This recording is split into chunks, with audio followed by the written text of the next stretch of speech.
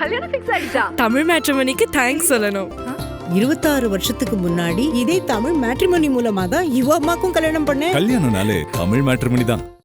ஒட்டுமொத்தமா மீனவர்களோட ஸ்ட்ரென்த் அப்படின்றது ஒரு 12 லட்சத்திலிருந்து 13 லட்சம் வரைக்கும் மீனவர்கள் வாக்காளர்களை நான் சொல்றேன். அப்படின்னும் போது குறிப்பா அந்த கன்னியாகுமரி மாவட்டத்துல அதுல 20% அப்படின்னு புரிஞ்சுக்கலாம்.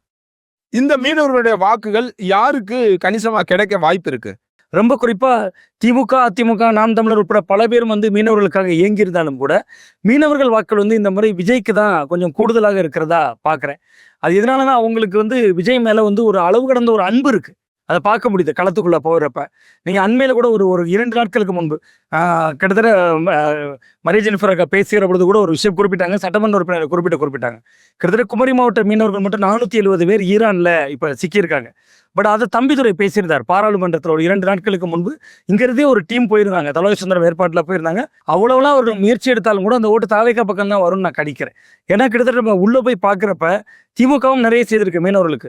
கிட்டத்தட்ட 2023 என்று நினைக்கிறேன், ராமேஸ்வரத்தில் மீன்பிடி தடைக்கால நிவாரணத் தொகை 5000 ரூபாயிலிருந்து 8000 ரூபாயாக உயர்த்தினதும் திமுக தான். இப்போ 12000 உயர்த்தணும்னு தேர்தல் அறிக்கையிலையும் சொல்லியிருக்காங்க. இவ்வளவு சொன்ன பின் கூட இந்த மீனவர்களுடைய வாழ்வாதாரம் சார்ந்து இன்னும் நிறைய பிரச்சனைகள் இருக்கு. என்னை விட அதில் அதிகமாக மரிய ஜெனிஃபர் அவர்களால் பேசக்கூடும். ஏன்னா கிட்டத்தட்ட தூண்டில் விளைவு பிரச்சனையாக இருக்கலாம், ஆழ்கடல் மீன்பிடிப்பு சார்ந்தவர்கள் இருக்கக்கூடிய பிரச்சனையாக இருக்கலாம், கடல் ஆம்புலன்ஸ் கோரிக்கையாக இருக்கலாம், மாயமான மீனவர்களை இறந்து போனதாக அறிவிக்கிறதுக்கான ஆண்டு தளர்வு கோரிக்கையாக இருக்கலாம். இது எதுவுமே திராவிட கட்சிகள் செய்யலையா செஞ்சாங்களா என்றால் கோரிக்கைகள் நிறைய இருக்கலாம்.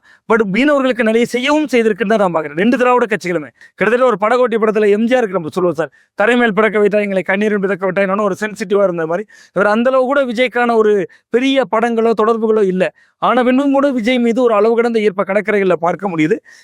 இதுல மிக முக்கியமா நான் திமுகவை பாதிக்கும்னு சொன்ன காரணம் என்னன்னா, அவருக்கு தெரியும் தாமரைபரதை சாருக்கு குமரி மாவட்டத்தில் இருக்கக்கூடிய மீனவர்கள் முழுக்க கத்தோலிக்க கிறிஸ்தவர்கள். இங்கே மற்ற மாவட்டங்களில் இப்போ நீங்கள் ராமநாதபுரம் பார்த்தீங்கன்னா இந்துக்கள் இருப்பாங்க, இஸ்லாமியர்கள் இருப்பாங்க மீன்பிடி தொழிலில். பட் இங்கே முழுக்க கிறிஸ்தவர்கள் சிறுபான்மையினர் வாக்கள். நீங்கள் 2024 பாராளுமன்ற தேர்தல் வெற்றி சார், அந்த வெற்றிக்கு அடித்தளமே கிட்டத்தட்ட இவர்கள் பாஜக வந்துவிடும் என்கிற ஒரு அச்சம் திமுக காங்கிரஸ் கூட்டணிக்கு ஒட்டுமொத்த வாக்குகளை தருது. கடற்கரை கிராமத்தைச் சேர்ந்த தாரகைப்பட்டவர்களுக்கு மீனவர் சமூகத்திலிருந்து விளவங்க ஓட்டை நிறுத்துறாங்க, மீனவர்கள் ஓட்டு ஒருங்கிணைக்கப்படுது. பட் இந்த முறை நீங்கள் அப்படி யாரை விட்டாலுமே கூட விஜய் என்கிற ஒரு சக்திக்கு முன்பு அது ஈடு கொடுக்க முடியாதுங்கிறதா நான் ஒரு ஜேர்னலிஸ்டா களத்துக்குள்ள போனேன். இது மாறலாம். ஒரு 1.5 லட்சம் வாக்குகள் பதிவாகுதுன்னா சற்றேறக்குறைய ஒவ்வொரு தொகுதியிலையும் தாவேக்கா எடுக்கக்கூடிய ஓட்டுகள்ல 40% வரை மீனவர்கள் சமூகத்துக்குள்ள இருந்தே வரும். இப்ப தாவேக்கா உதாரணமா ஒரு 20,000 ஓட்டு எடுக்குதுன்னா அதுல ஒரு 12,000 13,000 வாக்கள் குறைந்தபட்சம் தான் நான் சொல்றேன். அதை விட கூடுதலாகவே கூட இருக்கக்கூடும். அதை இவங்க சார் எந்த அளவுக்கு திராவிட முன்னேற்ற கழகம் மீனவர்கள் வாக்கள் தாவேக்காவுக்கு போகிறது என்பதை உணர்ந்திருக்காங்கன்னா, நீங்க கான்ஸ்டன்டைன் அவர்கள் ராஜ்யசபா எம்பி ஆக்கப்பட்டது எப்போது? இத்தனை ஆண்டுகள் அவர் பயணித்துக் கொண்டுதான் அச்சம் தான். அவர் மீனவர் சமூகத்தை சேர்ந்தவர். சன்ரைஸ் என்கிற அவர்களுடைய ஆங்கில ஏட்டினுடைய ஆசிரியராக இருக்கிறார். அவரை கொண்டு வராங்க. தேர்தல் பொறுப்பாளர் யாருன்னு கேளுங்க, திராவிட முன்னேற்ற கழகத்தினுடைய கன்னியாகுமரி பாராளுமன்றத்தினுடைய தேர்தல் பொறுப்பாளர் கான்ஸ்டன்டைன் அவர்கள். அதுக்கு முன்பு கனிமொழி அவர்கள் இருந்தாங்க. அவங்க 21 தொகுதிக்கு தேர்தல் பொறுப்பாளர் கனிமொழி மாவட்டத்துல. இப்ப ஒவ்வொரு டிஸ்ட்ரிக்ட்டுக்கு ஒரு ஆளை கன்னியாகுமரி மாவட்டம், தென்காசி மாவட்டத்துக்கு அப்துல்லாவை போட்டிருக்கு. ஆமா, அவருக்கு தென்காசிக்கு என்ன சம்பந்தம்? தென்காசியில்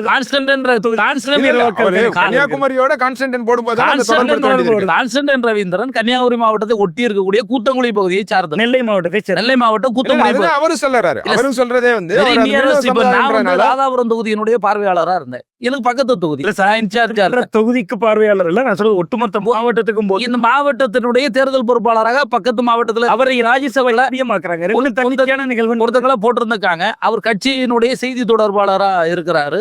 இயக்கம் ராஜ்யசபா எம்பியாக ஒருவரை நியமிப்பதற்கு பல்வேறு காரணங்கள் இருக்கும். அதற்கு இந்த சமுதாய காரணம் ஒன்றும் கிடையாது. யார் வேண்டுமானாலும் எதை வேண்டுமானாலும் செய்தாலும் மீனவர்களுடைய வாக்கள் இந்த முறை தாவேக்கா பக்கம் தான் கணிசமாக இருக்கு. அது விஜய் மீது எழுந்திருக்கக்கூடிய அன்பு. கல்யாணம் ஃபிக்ஸ் ஆயிடுச்சா? தமிழ் மேட்ரிமோனிக்கு தேங்க்ஸ் சொல்லணும். 26 வருஷத்துக்கு முன்னாடி இதே தமிழ் மேட்ரிமோனி மூலமா தான் இவ அம்மாக்கும் கல்யாணம் பண்ணேன். கல்யாணம்னாலே தமிழ் மேட்ரிமோனி தான்.